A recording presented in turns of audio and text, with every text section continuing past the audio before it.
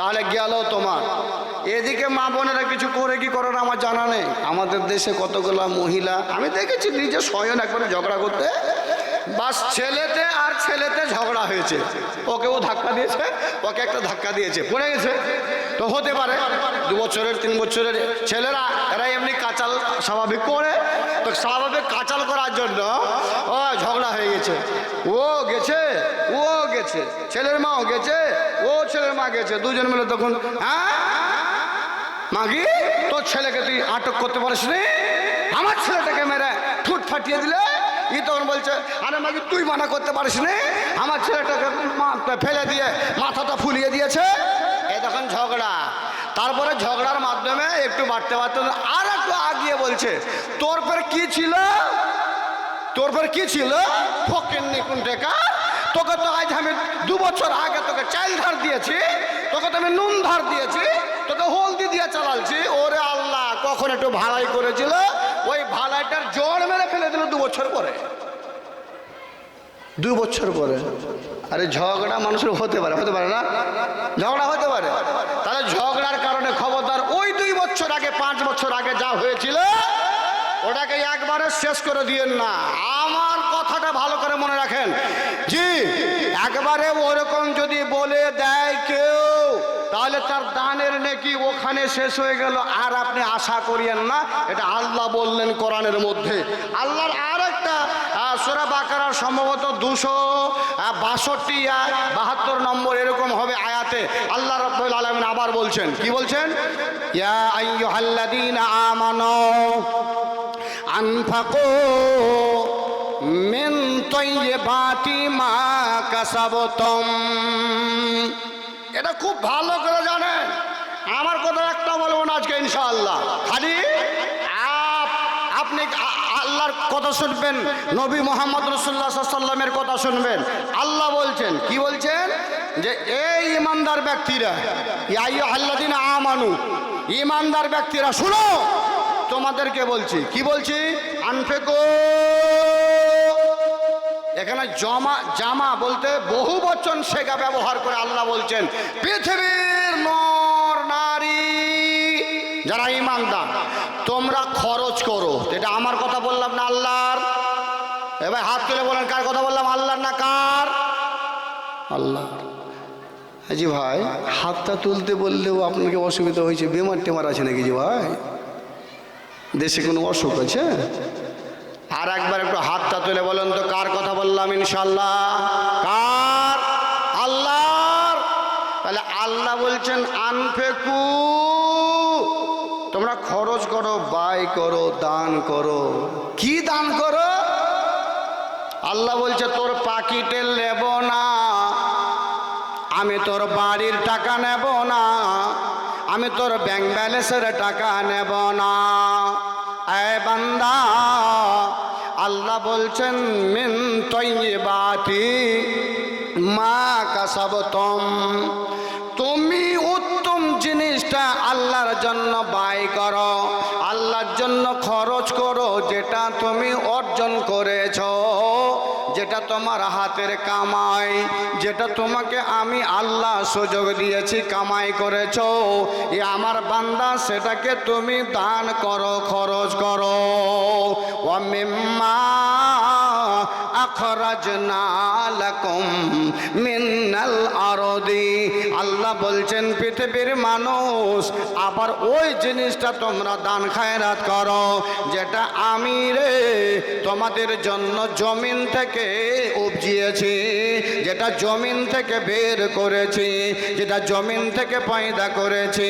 এবার মানুষ বলে ভুট্টা আমি বাড়িতে আনলাম, ভুট্টা আমি ওখান করে চাষবাস করে আনলাম, আমি ধান আনলাম, আমি সরষে আনলাম, এগুলি মনে মনে বলেন এগুলি আমরা তৈরি করলাম, আমরা পয়দা করলাম। বন্ধুরে, আল্লাহ বলছেন না না না, এগুলি তোমরা কেমন করে বানালে? আমি আল্লাহ নিজে স্বয়ং বানিয়েছি। বলে কেমন করে? এ যুবকের দল, তোমরা কিংবা আমরা 1 কিলো সরষা নিয়ে যাই, 10 কাঠা মাটি চাষ করেছি। 10 কাঠা মাটি চাষ করেছি, আর 10 কাঠা মাটি চাষ করে 1 কিলো নিয়ে গেলাম সরষার দানা, ছিটাতে লাগলাম, ছিটে চলে আসলাম। আবার অন্য জায়গাতে 2 কিলো ভুট্টা নিয়ে গেছি, 1 বিঘা ভুঁয়ে লাগাবো, 2 কাঠা 1 বিঘা ভুঁয়ে 2 কেজি মাকড় দানা ফেলে দিয়ে চলে এলাম। ভাই গম বললাম 10 কাঠা মাটি, 5 কিলো গম ছিটিয়ে দিলাম, আপনি আর আমি ছিটিয়ে দিয়ে চলে এলাম। আপনি বলেন তো এই মুসলমান, ওখানে রস কে দিল? রস জিনিসটাকে একটু ভালোভাবে ওকে নরম করার জন্য, গরম করার জন্য জেনে আঁকুরটা গেছে, ওখানে গরম তাপটা কে দিল? ভাই একটু জ্ঞান করিয়েন। ওখানে আবার হাওয়ার প্রয়োজন ছিল, হাওয়াটা কে দিল? আপনাকে যদি বলা যায় যে ভাই আপনি যে দানা কোটা ফেলে দিয়ে এলেন মাটির ভিতরে, ওখান থেকে 1 পোয়া দানা আনেন তো, কোন ভাই আনতে পারবেন? হাত তুলেন তো। একজনও পারবেন না।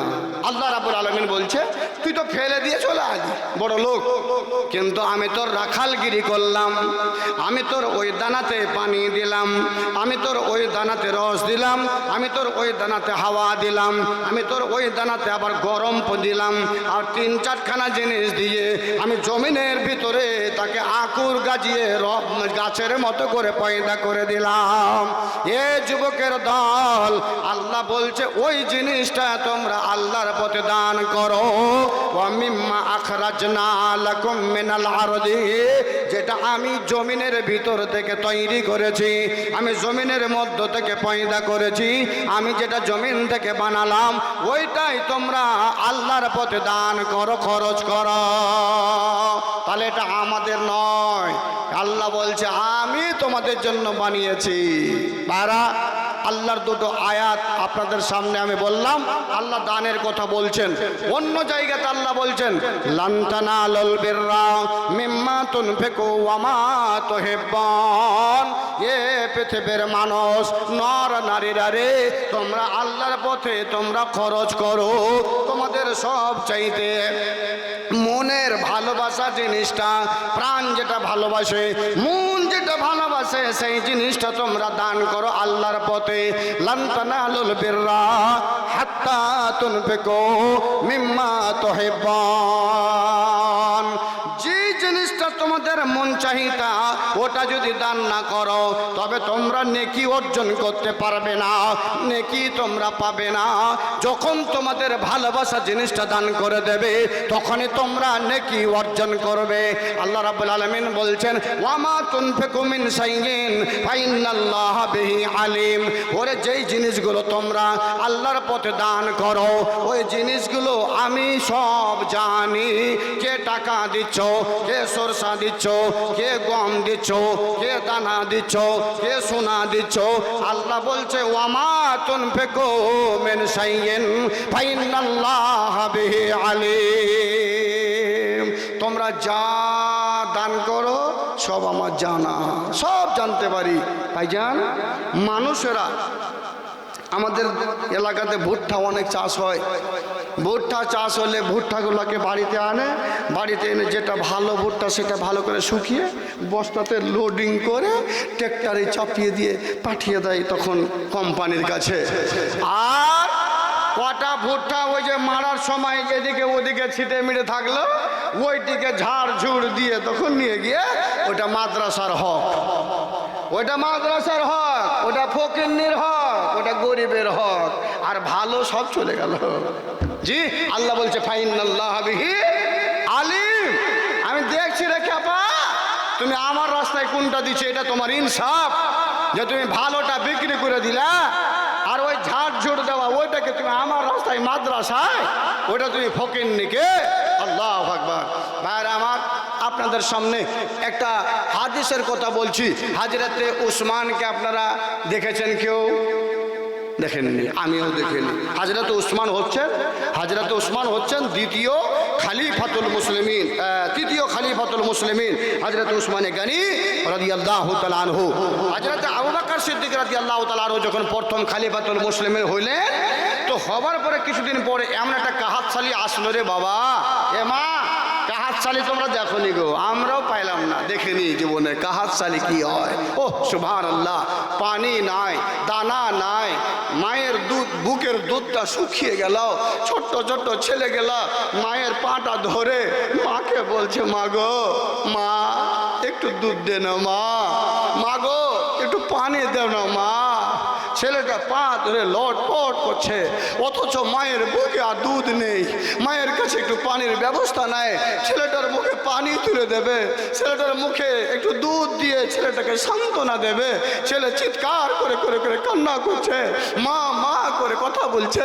আব্বাকে বলছে, আব্বা একটু বাজার যাও না, একটু সওদা এনে দাও না, পেটে যে খিদার যন্ত্রণা থামতে পারছি না আব্বা।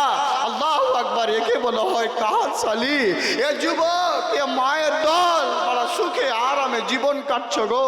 আল্লাহর নবী জনাবে মুহাম্মদ রাসূলুল্লাহ সাল্লাল্লাহু আলাইহি ওয়াসাল্লাম, বিশ্ব নবী, যে নবীর আগের এবং পিছের কোনো পাপ ছিল না, কোনো গুনাহ ছিল না, সেই নবী আমার বলছেন, আমার যে পিরহানগুলো ছিল, আমার কুর্তাগুলো ছিল, সেগুলোকে আমি নিজেই সিলিয়ে আল্লাহু আকবার, সাহাবারা প্রমাণ করেছে, আমি যটা কামিজ দেখেছি, আমি যটা শার্ট আর পাঞ্জাবি দেখেছি, জুব্বা দেখেছি, প্রত্যেকটা জুব্বাতে সেলাই করা ছিল, প্রত্যেকটা জুব্বায় আবার ছিঁড়ে যাওয়ার কারণে সেটাতে আবার সুতো দিয়ে ভালো করে ওটাকে সেলাই করা ছিল।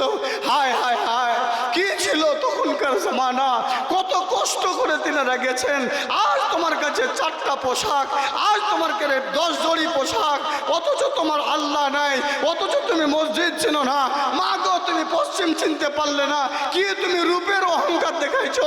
তোমার দাদি কি ছিল না, তোমার মতো মহিলা কি দুনিয়াতে ছিল না, তারা কেমন ভাবে জিন্দগি কেটে গেল। এ মায়ের দল, অনেক কথা বলার রয়েছে রে বন্ধু। হযরত আবু বকর সিদ্দিক রাদিয়াল্লাহু তাআলা আনহু একজন বাদশা, সেই বাদশার কাছে নালিশ চলছে, দরখাস্ত চলছে, লেখে লেখে বলছে, কথাতে গিয়ে বলছে, পাশে গিয়ে বলছে, জাহাপানা খাবার ব্যবস্থা দিন কিছু। ছেলেরা চিৎকার করছে খাওয়ার জন্য, কাঁদছে ছেলেরা, আবার দেন কিছু নেই। হযরতে উসমানে গনি রাদিয়াল্লাহু তাআলা আনহু শাম দেশে 1000 মণ গমের অর্ডার করলেন। 1000 মণ রে মা, আজ 10টা টাকার জন্য মসজিদে আমার ভাই, 1000 টাকার জন্য আমার ভাই, আহারে কত যে হাতে পায়ে ধরলেন, অথচ 1000 টাকা কোনো ভাইয়ের বের হয় না। গ্রামের মানুষ আজ মসজিদের জালসা, তবুও সাড়া দিচ্ছেন না, বেচারা মনে হয় মায়ুস হয়ে গেলেন, 5,000 টাকা পেলেন না গো। আল্লাহর বান্দা, আল্লাহর বান্দি, কালকে আমার এলাকায়, আমার ডিস্ট্রিক্টে জলসা ছিল, আল্লাহর কসম বলছি, 20,000, 20,000, 15,000, 10,000 করে টাকা যুবক ছেলেরা এনে আমার হাতে দান করলো। খুশি হয়ে গেলাম সেদিনকার ওই ব্যবহার দেখে। আল্লাহু আকবার। ভাইরা আমার, হযরত উসমানে গনি সংক্ষেপে বলছি, 10,000 মণ, 10,000 মণ না 1,000 মণ গমের অর্ডার করলো, যে তাড়াতাড়ি করে মদিনার মাটিতে পাঠান, টাকা পাঠিয়ে দেওয়া হলো। 1,000 মণ গম এলো, গম এসে পৌঁছেছে। ব্যবসায়ীরা, বড় বড় লিডারেরা, টাকা পয়সাওয়ালারা মনে ভাবলো কাহাতশালী, এই গমটাকে খরিদ করে নিয়ে যদি এখন বিক্রি করি, তাহলে কেউ না কেউ ডবল পয়সা দিয়ে আমার কাছ থেকে নেবে, আমার কিছু লাভ হয়ে যাবে। এরকম ভেবে এরা দাম লাগালো। ওসমান গনি ভাই, আপনি যে টাকাটা দিয়ে গম কিনে এনেছেন, তার থেকে 50 টাকা হারে বেশি দিয়ে আপনার গমটা আমরা খরিদ করতে নিতে চাইছি, আপনারা কি আমাকে দেবেন? আপনি কি আমাদের দেবেন? আল্লাহর রাসূলের সাহাবা হযরত উসমান গনি বলছেন, যুবক, তোমরা 50 টাকার কথা বলছো,